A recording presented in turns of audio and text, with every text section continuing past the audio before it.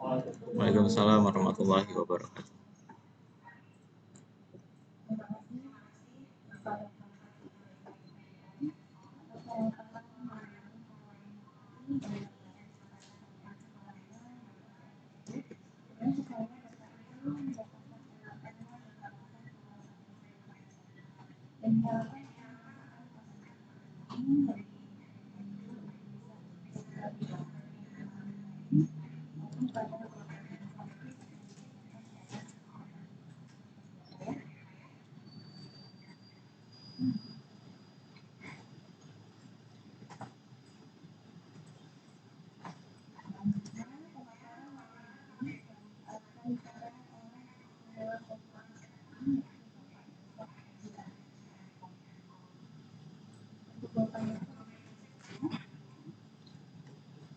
Siap, Bu.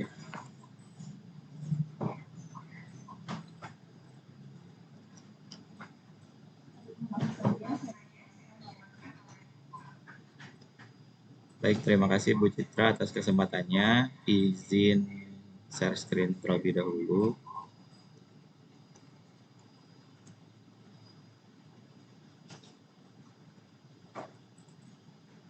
Apakah sudah terlihat? Baik. Bismillahirrahmanirrahim. Assalamualaikum warahmatullahi wabarakatuh.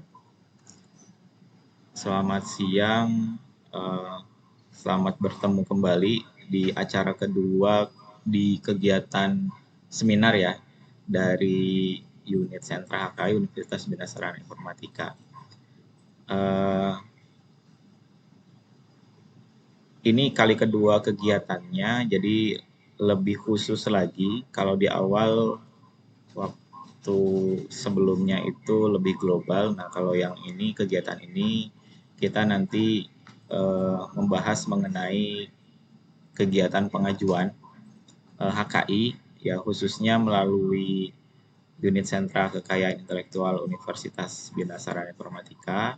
Kemudian nanti juga ada sedikit mengulas tentang penelusuran. Jadi penelusuran dari KI paten itu ada di mana aja gitu ya. Kemudian nanti ada proses draftingnya, drafting dari paten sederhana yang mungkin lebih detailnya akan disampaikan oleh Bu Syarifah setelah pemaparan dari saya. Terlebih dahulu saya ucapkan selamat siang semuanya. Mudah-mudahan kegiatan ini dapat memberikan manfaat bagi Bapak Ibu semua.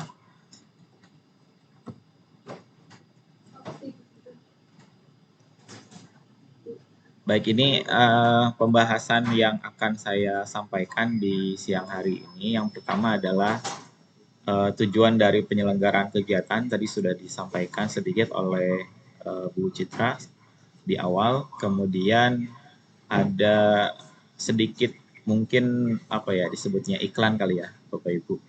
Jadi ada fitur cara mensubmit yang terbaru yang yang disediakan dari website Sentra HKI. Kemudian nanti ada diskusi tentang paten dan serba-serbinya mulai dari penyusunan draft sampai dengan proses permohonan. Kemudian yang terakhir ada penelusuran mengenai ide melalui media online tentunya. Selanjutnya kita masuk ke pembahasan yang pertama yaitu tujuan penyelenggaraan kegiatan.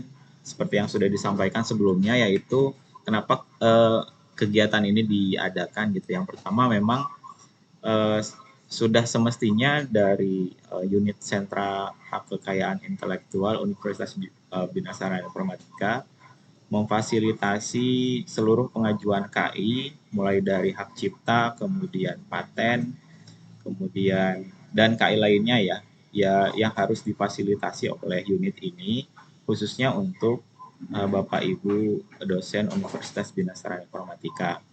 Selanjutnya tentunya memberikan pemahaman mengenai bagaimana sih step by stepnya, kemudian persyaratannya itu apa aja gitu ya. Khusus untuk di paten ada nanti persyaratan administratif, kemudian ada substantif dan lain-lainnya. Kemudian yang ketiga, lebih kepada sharing pengalaman kami coba-coba ya di awal ini apa sebetulnya bisa atau tidak gitu. Ternyata alhamdulillah setelah kita coba pede-pedean ya alhamdulillah lolos ya mengajukan permohonan paten sederhana. Baik, selanjutnya kita masuk ke tahapan yang kedua yaitu promosi ya, pembahasan promosi mengenai permohonan KI via Sentra HKI Universitas BSI. Jadi untuk linknya Bapak Ibu website ini masih dalam tahap uji coba, jadi mungkin Bapak Ibu yang mau nyobain linknya di bawah melalui lppm.bsi.ac.id /sentra HKI /pengajuan. Nanti ada notif di situ pas dibuka pertama kali menerangkan bahwa web ini sedang dalam tahap uji coba. Jadi nanti Bapak Ibu bisa melakukan submission, tapi untuk datanya nanti tidak akan kami proses terlebih dahulu. Baik, ini web dari Sentra HKI, kemudian untuk proses permohonannya di link tersebut tadi yang sudah saya sampaikan. Nah, kurang lebih tampilannya seperti ini Bapak Ibu. Jadi di awal yang sudah kami siapkan adalah yang saat ini masih ramai ya, yaitu pengajuan hak cipta. Untuk paten persyaratannya masih belum belum diisi. Desain industri dan desain tata letak sirkuit terpadu juga masih belum kami masukkan datanya ya. Yang sudah ada yang sudah siap yaitu yang di pengajuan hak cipta. Jadi nanti untuk proses pengajuan baik hak cipta, paten, desain industri dan yang lainnya prosesnya sama melalui form yang sama dari sini, cuma nanti mungkin persyaratannya yang berbeda gitu ya. Di halaman dashboard pengajuan ini ada beberapa file yang bisa di-download. Ini terkait dengan template seperti pernyataan hak cipta, pengalihan hak cipta, kemudian template biodata dari pencipta, kemudian template form dari file KTP yang jadi persyaratan. Kemudian ada juga contoh yang sudah diisi ya dokumen seperti pernyataan dan pengalihan haknya. Nah, kemudian untuk melakukan pengajuan nanti Bapak Ibu silakan klik link di bawah yang ke dashboard ajuan hak cipta. Nanti akan dibawa ke halaman ini. Ya, ini contoh dummy ya Bapak Ibu.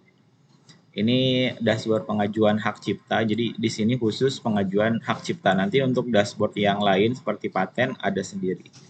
Nah, untuk memulai proses pengajuan baru atau pengajuan hak cipta, Bapak Ibu silakan klik tombol di pojok kanan atas yang bertuliskan buat pengajuan baru hak cipta. Kemudian nanti di sini ada form yang pertama. Stepnya yaitu mengisi data pemohon dan judul ciptaan yang akan didaftarkan, seperti nama, asal institusi, kemudian nomor telepon dan email.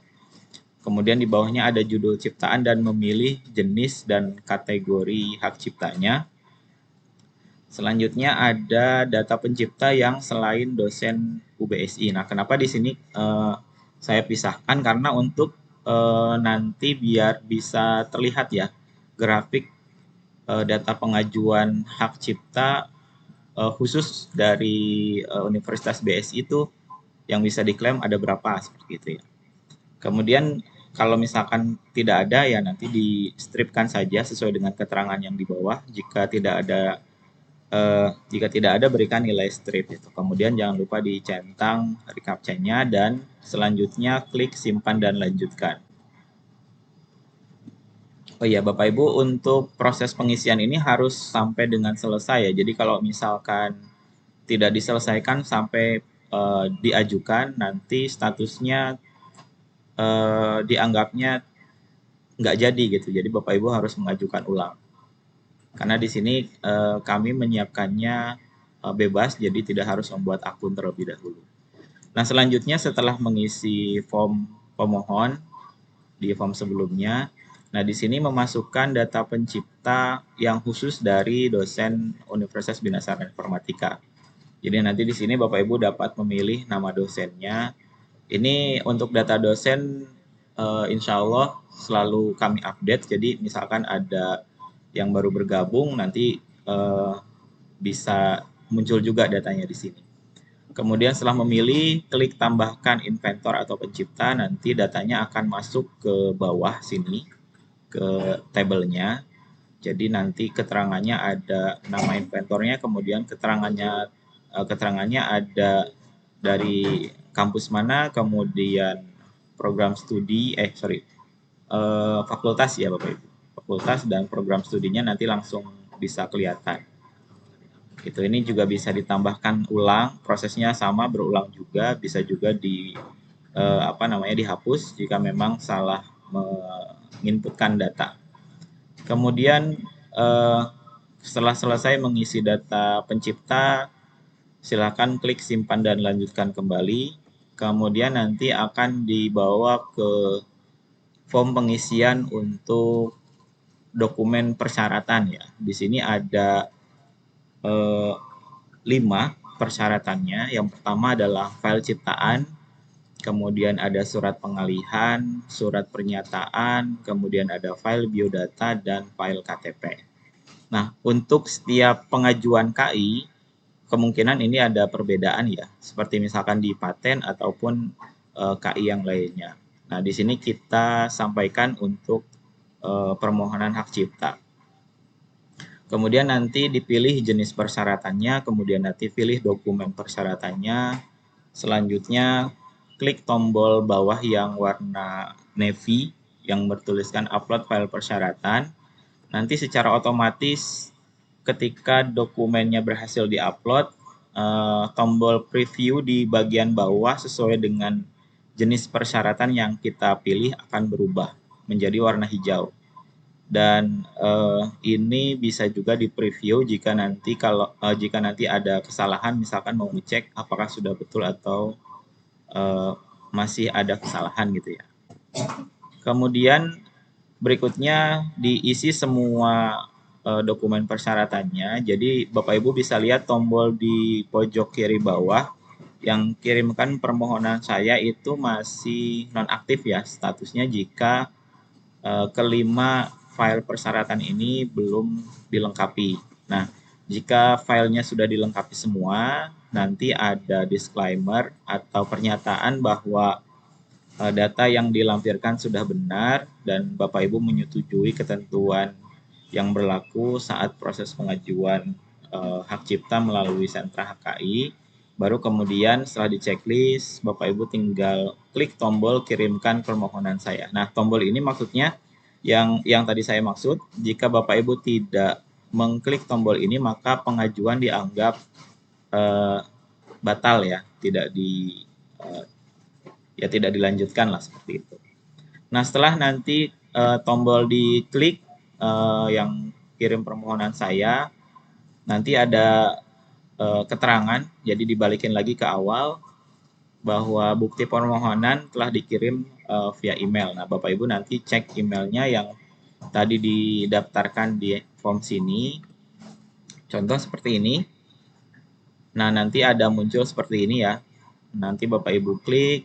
Nah, datanya kurang lebih seperti ini nanti informasinya. Ada nomor pengajuan, ada nama pemohon, tanggal permohonannya, kemudian nanti di bawahnya juga ada judul ciptaan dan jenisnya gitu ya. Kemudian ada kolom informasi.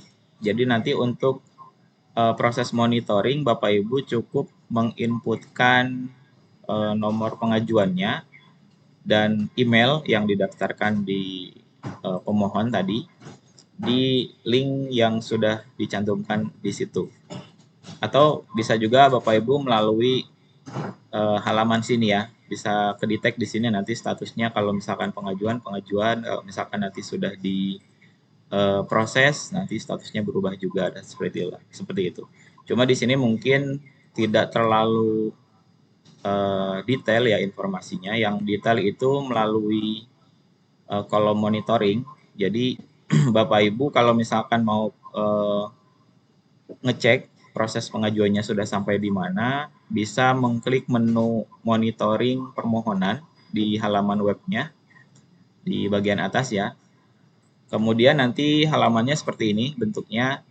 Kemudian masukkan kode permohonannya yang dikirim via email. Kemudian nanti masukkan emailnya, jangan lupa diklik recaptcha-nya, klik tombol cek permohonan, kemudian nanti datanya akan ditampilkan di halaman berikutnya, kurang lebih seperti ini. Nah, jadi di sini info dari pemohonnya itu sendiri, kemudian status permohonan, dan kalau misalkan nanti sudah selesai proses pengajuannya, nanti status permohonan itu nanti berubah menjadi tombol download sertifikat, kurang lebih seperti itu ya Bapak Ibu. Baik, ini proses monitoring cukup simpel, jadi cuma bekerja di satu halaman saja. Baik, seperti itu kurang lebih Bapak Ibu untuk proses pengajuan dari hak cipta melalui platform website yang kami kembangkan. Nanti Bapak Ibu silakan coba. Berikutnya kita masuk ke pembahasan yang ketiga, yaitu tentang paten. Sebetulnya kurang lebih tadi sudah disampaikan oleh Bapak Taufik Baidawi tentang paten itu apa. Jadi di sini saya ulas kembali, paten itu merupakan hak eksklusif yang diberikan oleh negara ya kepada inventor atas invensi atau temuan berupa teknologi ya, bisa di bidang teknologi dalam kurun waktu tertentu untuk memanfaatkan atau melaksanakan sendiri atau bisa juga memberikan persetujuan kepada pihak lain untuk melaksanakan invensinya. Melaksanakan invensinya maksudnya adalah memanfaatkan hasil temuan teknologi ini untuk dikembangkan, kemudian untuk dipasarkan gitu ya jika sudah diproduksi. Nah, kemudian sebetulnya bagaimana sih sebuah paten itu ada? Pertama ya sebetulnya hampir sama dengan penelitian ya. Pertama dimulai dari problem, kemudian problem ini ya biasanya hal-hal mendasar seperti permasalahan dalam kehidupan sehari-hari atau pekerjaan ataupun misalkan dalam permainan misalkan yang hobi game gitu ya. Ini bisa saja terjadi terjadi ada gap di situ untuk dijadikan sebuah paten. Lalu dari problem ini selanjutnya diobservasi sebetulnya yang menjadi kendala tersebut apa gitu ya, permasalahan yang dihadapi itu apa, kita observasi. Nah setelah observasi nanti muncullah ide untuk menyelesaikan problem tersebut. Tapi sebelumnya biasanya ada proses pencarian terlebih dahulu nih. Biasanya kalau masalah ini solusinya gimana gitu ya. Nah ini nanti masuk ke tahap berikutnya yaitu tahapan penelusuran. Biasanya mencari kesamaan kasus dulu, kemudian solusi permasalahan yang digunakan apa, nah apakah sesuai dengan problem yang kita miliki atau tidak gitu ya. Kalau misalkan sesuai, kemungkinan ada pengembangan lagi atau tidak gitu ya. Nextnya setelah proses penelusuran, kita dapat model baru nih. Ternyata misalkan dari solusi yang ditawarkan 1, 2, 3 sampai dengan 5 misalkan tidak ada yang cocok nih. Nah, kemudian kita mengembangkan solusi yang terbaru misalkan berupa model ataupun proses ataupun teknologi ataupun alat. Kemudian alat itu kita uji. Nah, modelnya kita uji apakah bisa menyelesaikan problem yang kita miliki atau tidak gitu ya. Nah, kemudian nanti dari tahapan uji ini melahirkan sebuah solusi. Nah, solusi ini bisa jadi dua. Yang pertama adalah solusi ini belum ada sebelumnya atau solusi ini merupakan pengembangan dari solusi yang sudah ada sebelumnya gitu ya. Nah, nanti dari sini berarti paten itu muncul dari dua poin ini. Baik. Tadi ada dua ya, ada ide baru yang sifatnya belum ada sebelumnya, jadi tiba-tiba oh kita menciptakan solusi yang terbaru nih atau teknologi baru untuk menyelesaikan sebuah masalah, berarti itu masuknya paten ya, paten yang biasa. Kemudian kalau solusi itu sifatnya berupa pengembangan atau improvement dari solusi yang telah ada sebelumnya. Nah, ini berarti dia nanti masuk ke golongan jenis paten sederhana. Seperti itu. Baik, kita coba sampaikan contoh. Bapak Ibu, ini pulpen ya Bapak Ibu. Warna-warni ada biru, ada hitam, dan warna merah. Nah, sebelum adanya pena ini, sebelumnya kan pena menggunakan eh, bulu elang ya, kalau nggak salah gitu ya, zaman-zaman dulunya. Nah, kemudian ada penemu yang membuat eh, ballpoint gitu ya. Nah, ini juga sebetulnya paten juga awalnya gitu ya. Kemudian ballpoint ini spesifikasinya ada tutupnya sama gagang ballpointnya itu sendiri. Nah, nextnya di kemudian hari ada yang improve seperti ini. Nah, ini misalkan awal permasalahannya adalah dari pulpen yang sebelumnya tutupnya sering hilang misalkan seperti itu ya. Tutupnya sering hilang sehingga tintanya kemana-mana gitu dan sebagainya. Dan ini menimbulkan masalah. Nah, si penemunya kemudian melakukan analisis agar menjadi paten. Sebetulnya kita bisa aja membuat tali ya dari tutup ke gagang pulpennya itu sendiri. Cuman itu bukan sebuah temuan yang inovatif gitu ya. Nah, akhirnya ada temuan lagi yaitu gimana caranya menutup ujung pulpen ini tanpa harus membuka dan menutup tutup pulpennya. Makanya ada mekanisme pegas. Nah, mekanisme pegas ini berarti adalah paten baru ya dari sebuah alat tulis sebelumnya. Kemudian ada lagi ini. Ini masih sama seperti yang gambar yang kedua yang tengah, tapi di sini bisa warnanya bisa macam-macam, ada biru, ada hitam, ada juga warna merah gitu ya. Nah, kalau yang ketiga, gambar yang ketiga ini masuknya ke ranahnya paten sederhana. Jadi mengembangkan fitur yang sudah ada. Contoh dari yang gambar pertama ini kan warnanya satu-satu ya. Kita harus punya 3 pulpen untuk punya 3 warna dengan tutup yang kemungkinan bisa hilang gitu ya. Kemudian untuk temuan yang kedua, ini tutupnya nggak perlu ada karena sistemnya untuk menyembunyikan ujung pulpennya itu tinggal dimasukin aja ke dalam batang pulpennya gitu ya. Cuma permasalahannya di sini kita hanya punya 1 warna gitu ya. Gimana caranya biar kita punya 3 warna dengan konsep yang gambar yang kedua. Makanya integrasi dari gambar pertama dan gambar kedua melahirkan pulpen yang multicolor ini dengan sistem pegas. Nah, kurang lebih seperti ini bedanya antara paten dengan paten sederhana, gitu ya.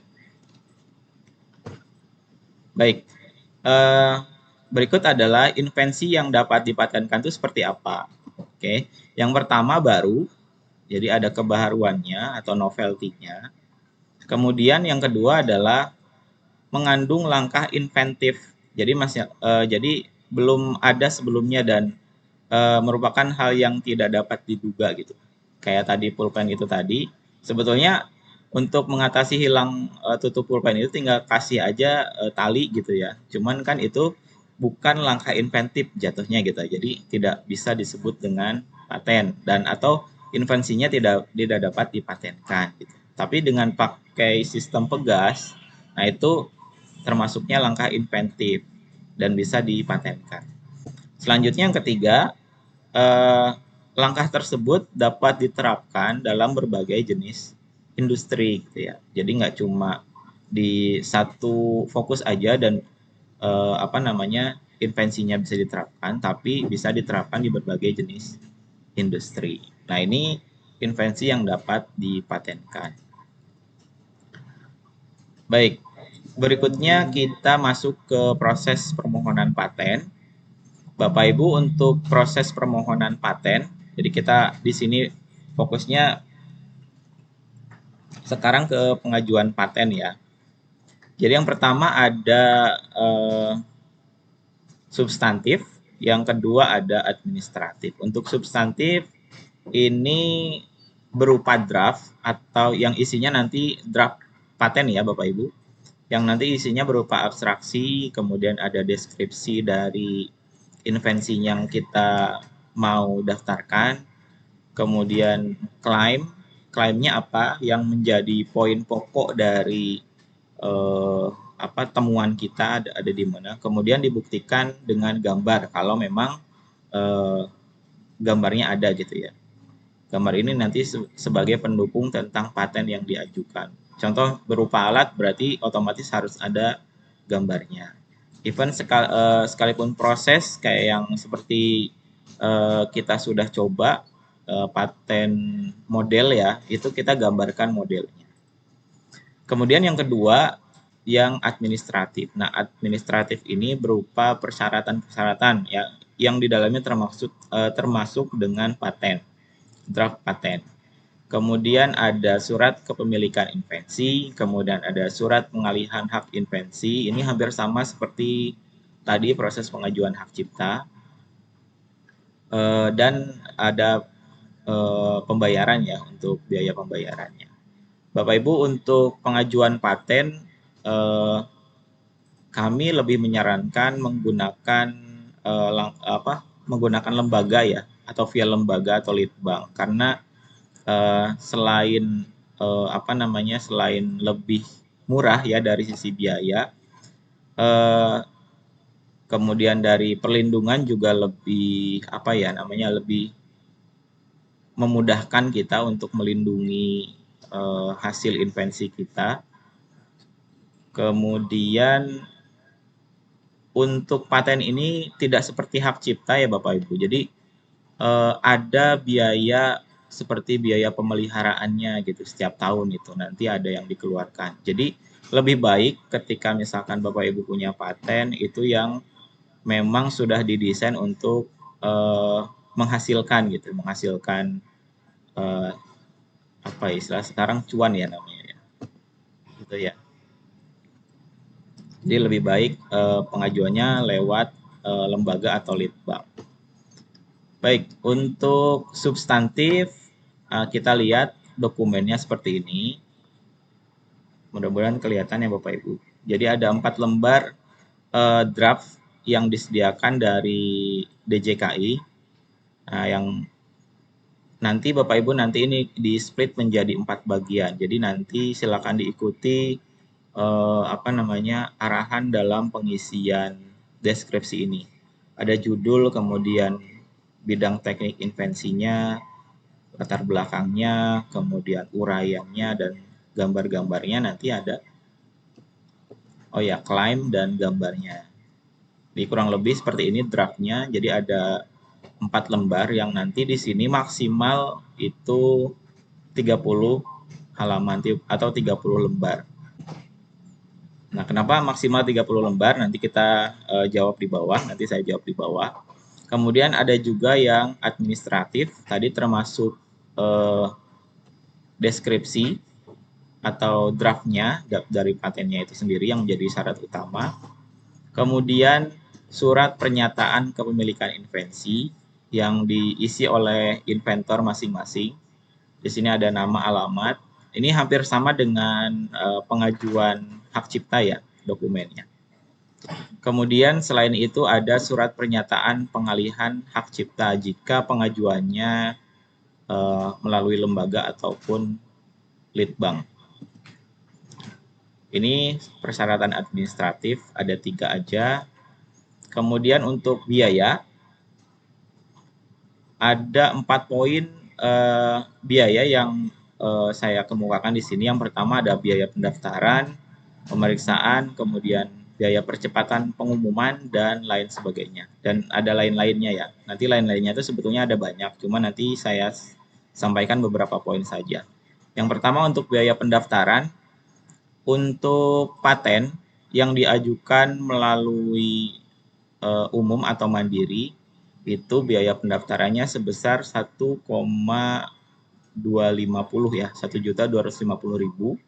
Sedangkan untuk pengajuan paten melalui lembaga atau litbang itu hanya sebesar 350. Ini gapnya lumayan jauh sekali. Kemudian untuk paten sederhana untuk pengajuan mandiri sebesar 800.000. Nah, sedangkan untuk pengajuan via lembaga atau litbang ini cuma 200 saja. Nah, seperti ini ya Bapak Ibu.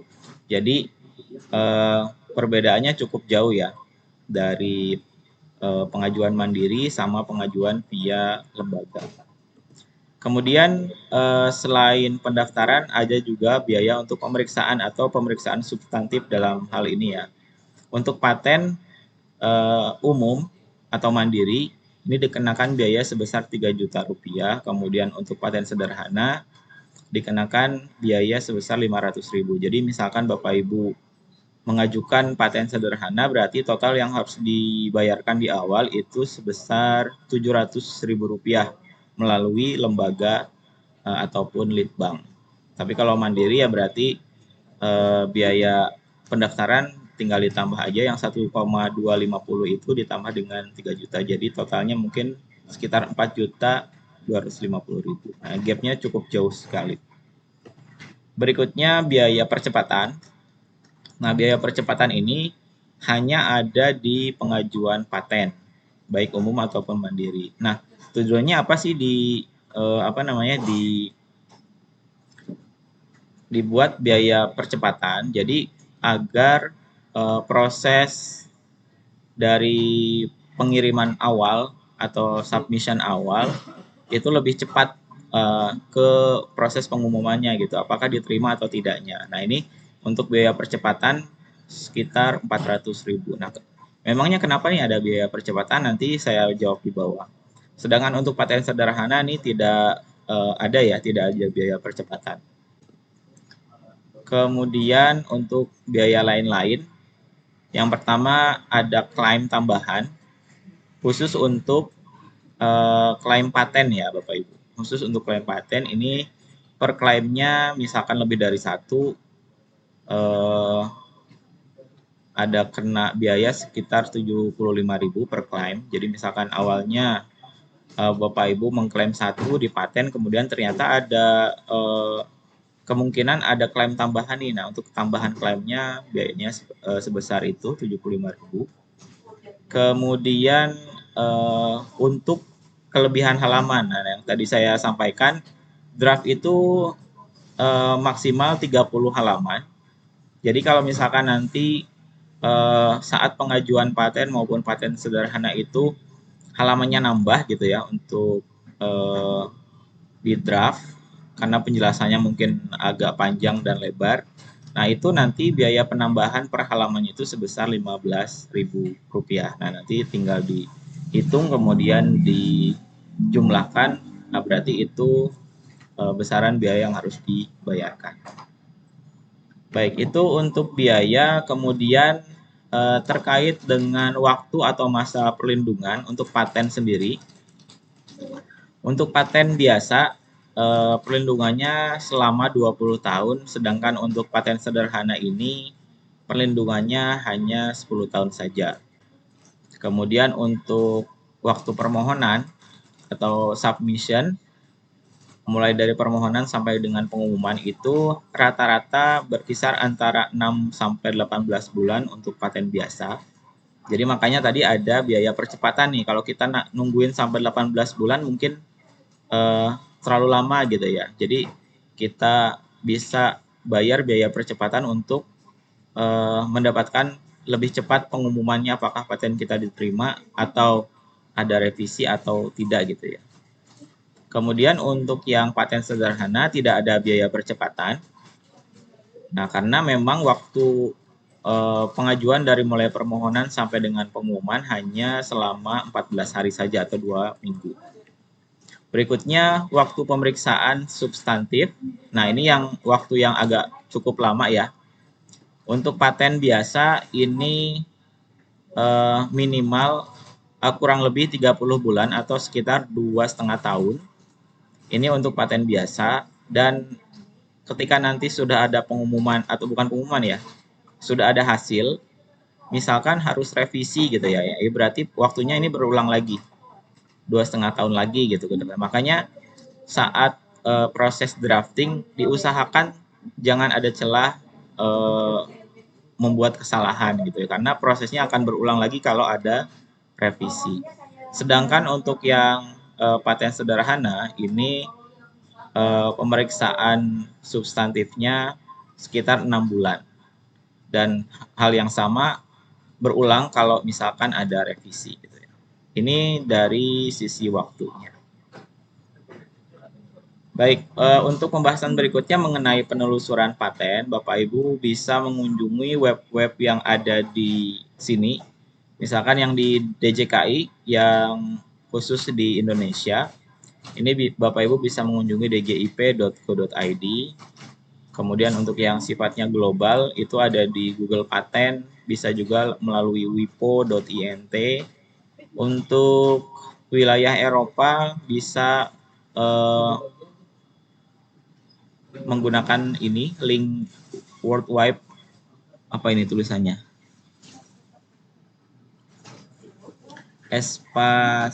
expansion ya .com.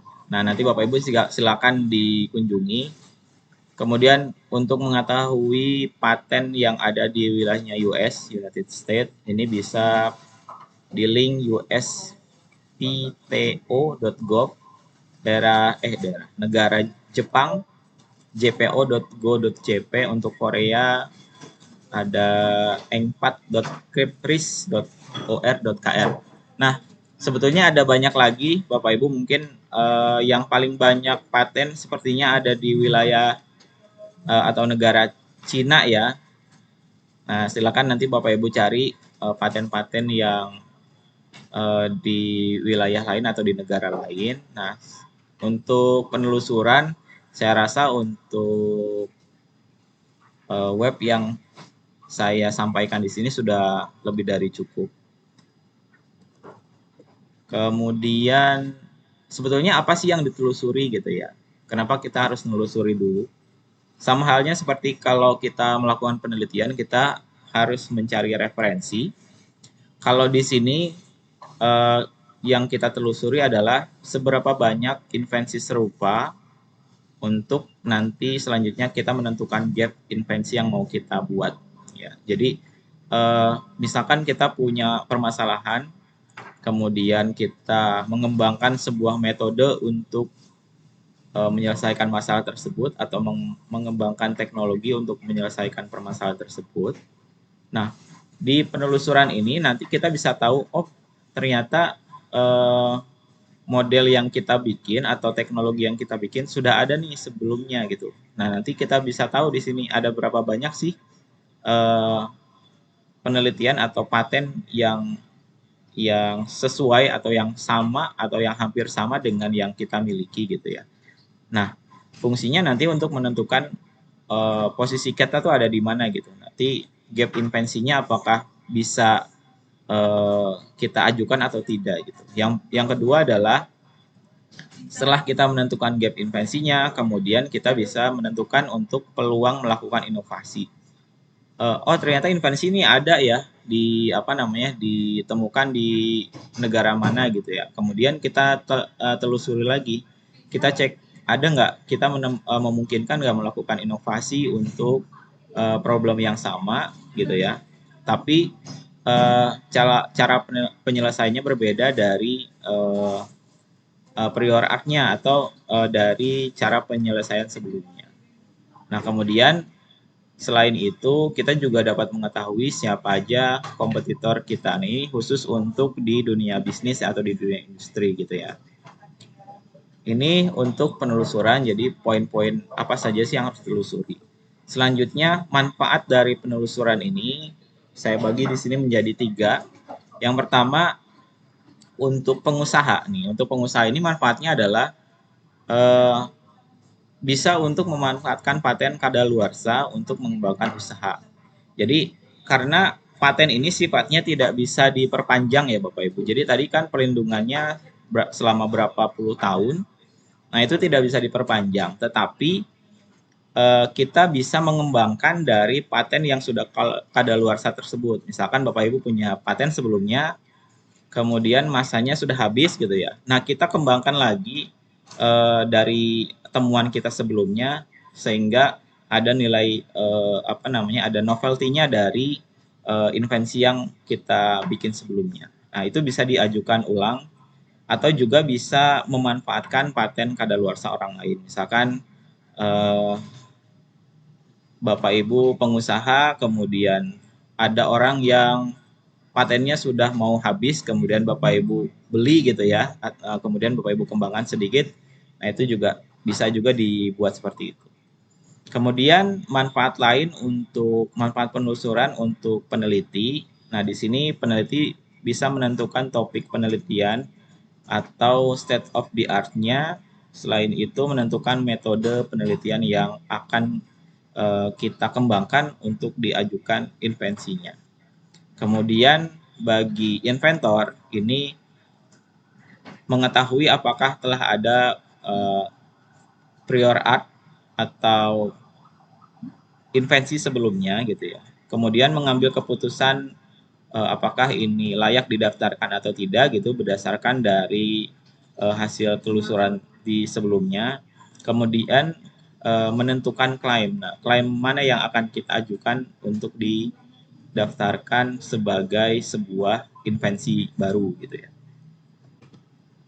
Baik, itu saja mungkin untuk pembahasan materi yang saya sampaikan. Mudah-mudahan Bapak Ibu dapat menangkap ya apa yang saya sampaikan dan eh, bisa mulai untuk melakukan uji coba pengajuan hak cipta di website Sentra HK Universitas Bina Sarana Informatika.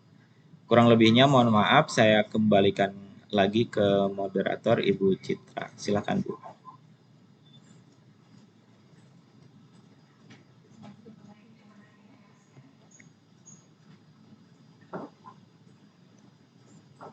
Sama-sama Bu.